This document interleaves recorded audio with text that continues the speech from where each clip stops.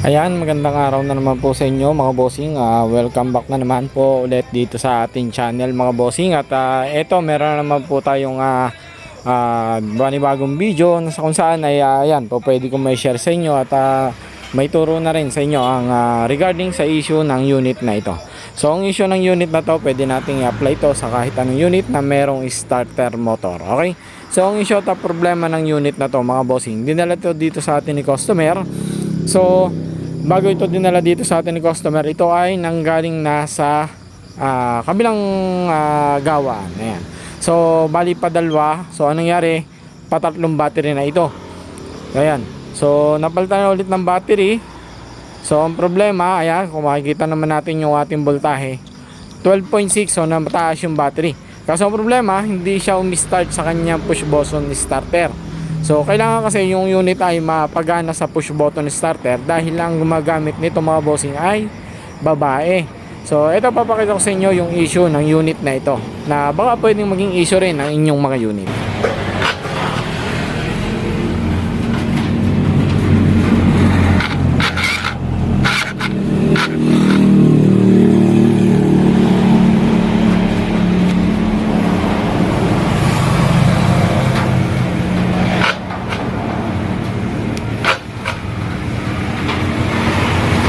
Okay, so mga bossing, ayan, yan po yung issue ng ating unit ngayon.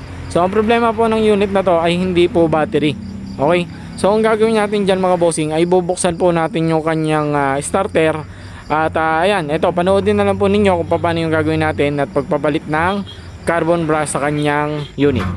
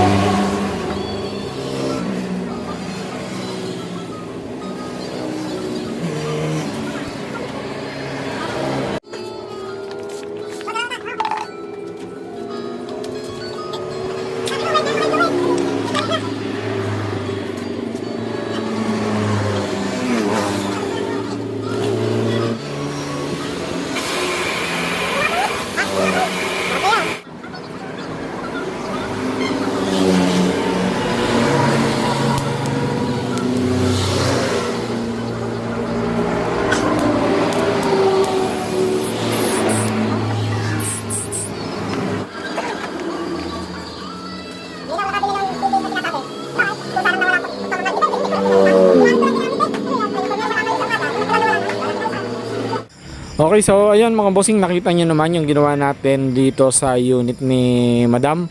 So, ang ginawa natin dito ay pinaltan nga po natin ng carbon brush. So, pero ang pinaka main issue niya mga bossing is dahil pinapasok ng langis yung kanyang starter motor. So, anong nangyari, nawawala ng contact yung ating carbon brush dun sa ating mismong armature. Kaya hindi siya mag-start ng ayos. So, nawawala ng contact. So dahil nakita natin, napansin natin na medyo manipis na yung kanyang carbon brush, para isang gawa na lang ay pinaltan na lang din ulit natin ang carbon brush para kasi manipis na eh. So sayang naman yung buksak, so ibabalik lang din natin. Then pinaltan din natin siya ng oil seal doon sa kanyang starter motor para madali na siyang may start. Okay, so eto mga bossing, natapos na natin yung kanyang unit. Eto na yung finished product ulit natin dito sa kanyang unit.